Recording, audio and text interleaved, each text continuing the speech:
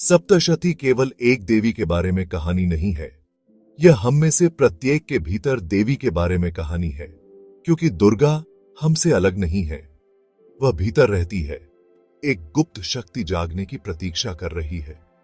यह पाठ हमारी अपनी दिव्य क्षमता की याद दिलाता है।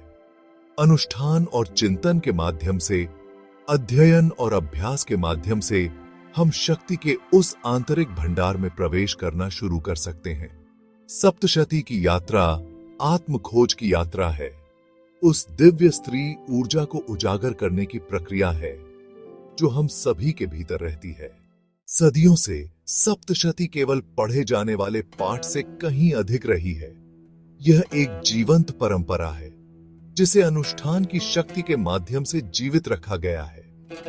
नवरात्रि के शुभ समय के दौरान भक्त दुर्गा की सुरक्षात्मक ऊर्जा का आह्वान करते हुए इसके श्लोकों का पाठ करने के लिए इकट्ठा होते हैं। उनकी आवाजें मंदिरों और घरों में गूंजती हैं। सप्तशती से जुड़े अनुष्ठान केवल प्रतीकात्मक नहीं है, वे शक्तिशाली कार्य हैं जिन्हें उपबुद्धि है, जिन्हें भौतिक और आध्यात्मिक के बीच एक सेतु बनाने के लिए डिजाइन किया गया है।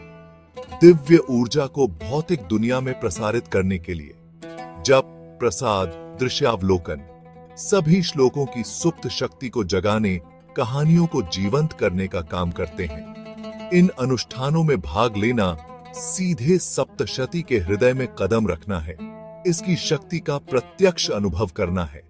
सप्तशती